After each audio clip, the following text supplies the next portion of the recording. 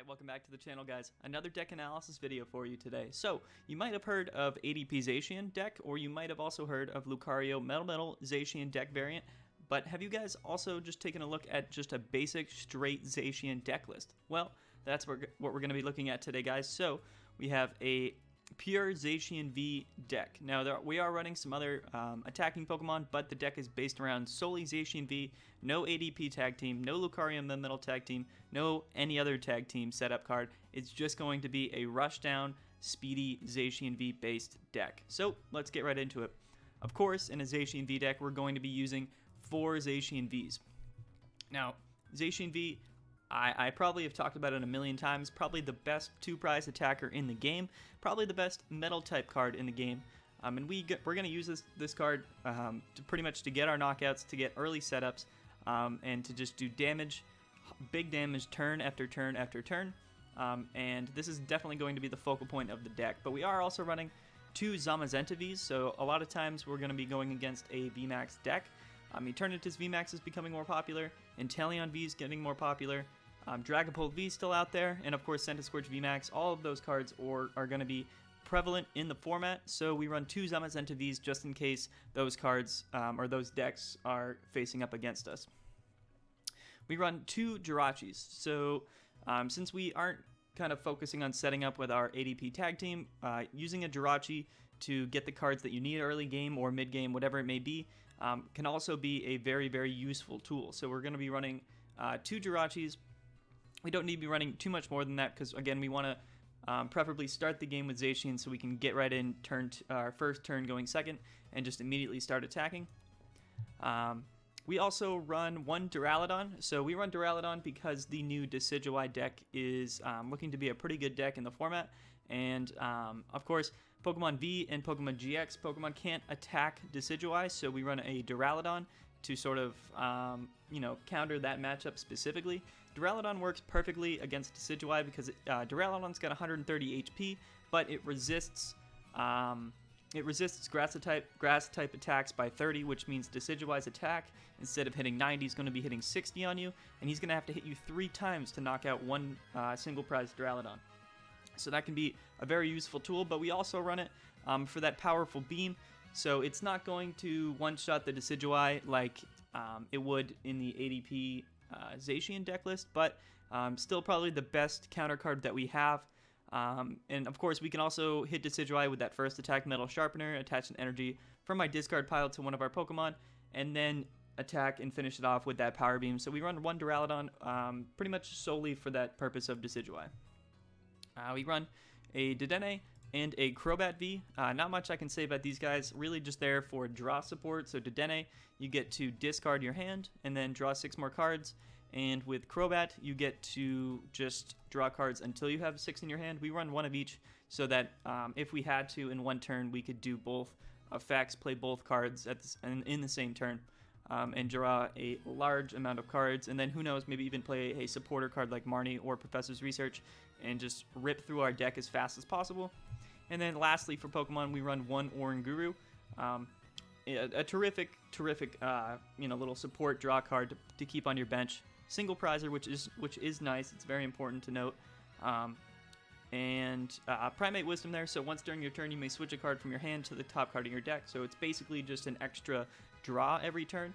Or again, if you wanted to save one of the cards in your hand while discarding your hand, you could Oranguru away like a Professor's Research or a Boss's Orders or a Pokemon even, and then discard your hand with one of those Dedenne effects or maybe a Professor's Research, and then that card that you put on the top of your deck will be back into your hand after you use the supporter card to discard.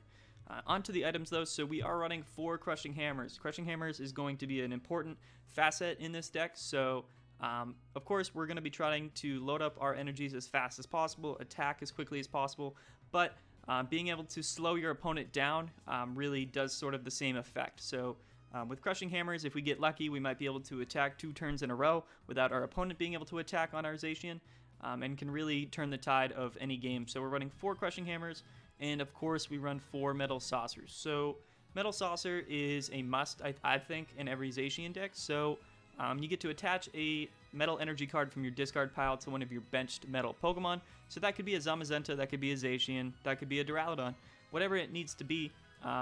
We run 4 Quick Balls in this deck, of course, and with the Professor's Research and the Dedenne, we're always discarding cards from our hand, and preferably if those cards are energy cards, we can get them back with Metal Saucer. So great discard synergy between Metal Saucer and Quick Ball, so we run 4 of each.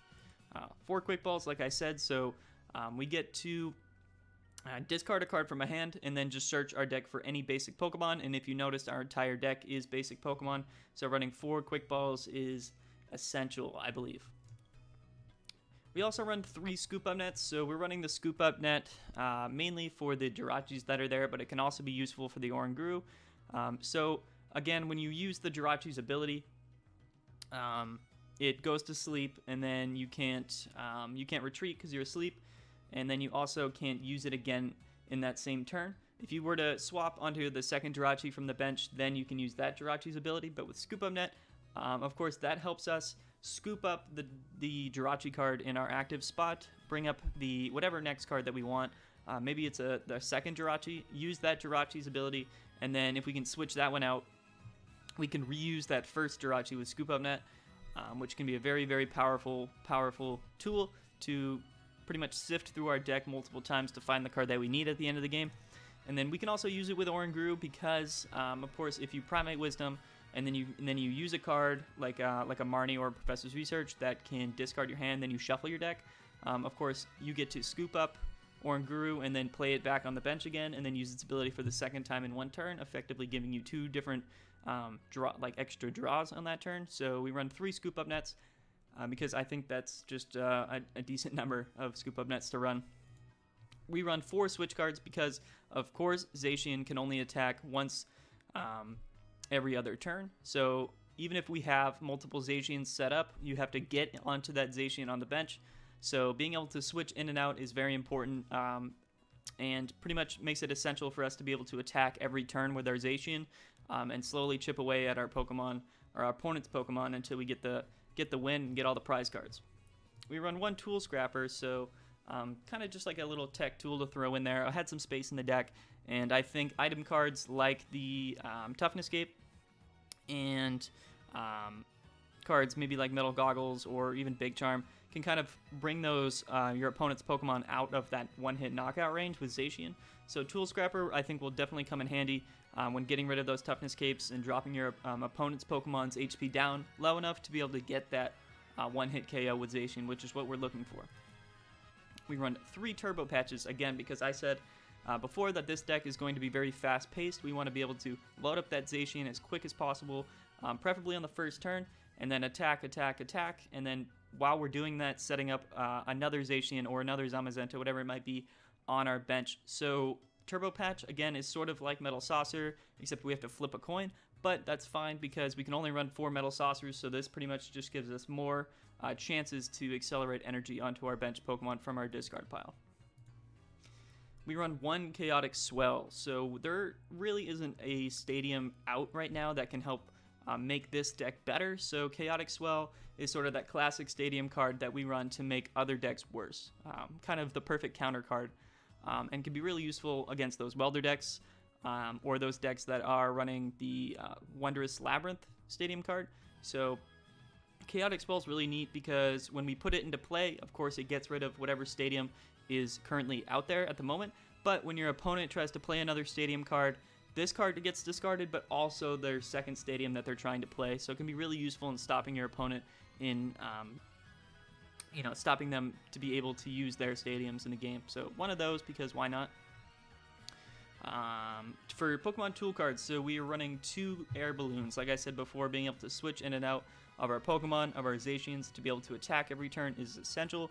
Zacian's retreat cost is 2, and Air Balloon reduces your Pokemon's retreat cost by 2, so we're going to be running multiple of those, and then preferably we can put those on our Zacians, and then just switch in and out whenever we want to, and attack every single turn for that big Zacian attack with our Brave Blades.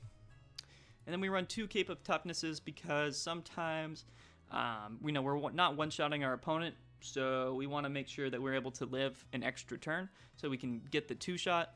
And Toughness Cape can of course, help us by giving our Zacians 50 extra HP. So we go from 220 HP to 270 HP, which can be a very big increase. We're still getting one-shotted by like a Rillaboom VMAX or a Eternatus VMAX at full power, but really gives us more opportunities to live, and that's really all you can ask for from Toughness Cape. So we're running 2 of those as well. For supporters, we run 3 Boss's Orders, we run 3 Marnies, and we run 3 Professor's Researches. So Marnie and Professor's Research is really only there to help accelerate our draw engine, kind of keep moving in and out cards from our hand, from our deck. So Professor's Research, we have to discard our hand to draw 7, but that's again fine because we have the Turbo Patches, we have the Metal Saucers, and then the Marnies, we run 3 Marnies because really the effect to be able to disrupt your opponent's hand is just too powerful, especially when you're able to just shuffle your hand back into your deck and draw another 5 cards, which is almost always useful in the game. So we run 3 of each of those.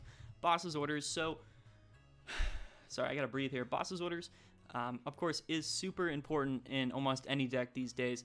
Being able to kind of gust your opponent onto one of their support Pokemon that's on their bench, like a Crobat or a Dedenne, whatever it might be, or maybe just one of those Pokemon V cards that your opponent hasn't been able to evolve yet. Kind of being able to bring those up to the active spot and get the one-hit knockout on those with our Zacians is you know, really what's going to win us the game a lot of times. So we run 3 Boss's Orders again for consistency reasons. And to top it off, we run a energy count of 10, so not too much energy. We didn't have to run any water energies. I thought about running an Aurora energy to kind of give us even more discard support there, more discard synergy, but I thought, you know, between the Quick Ball, the Professor's Research, we really had enough discarding in the deck. So 10 energies there, that should be enough to have at least 1 energy in your hand every turn. If not, maybe multiple, and at least hopefully some extra there to be able to, you know, get them discarded and then brought back up onto our bench with the Metal Saucers and the Turbo Patches. But anyway, guys, that's going to do it. I hope you enjoyed the deck analysis video. Let me know below what straight Zacian deck are you running, what Turbo Zacian deck or Zacian Hammers deck, whatever you want to call it. What deck are you running? What would you put into the deck? What would you take out of this deck? And then comment below all of those things I just said. Like the video if you liked the video, and don't forget to subscribe. We just broke 250 subscribers, which is awesome. I'm trying to hit 300, and then after that we'll try to hit 400. But for now, that 300 subscriber goal is definitely a good goal to get. So I hope you enjoyed the video, and we'll see you guys next time. See you.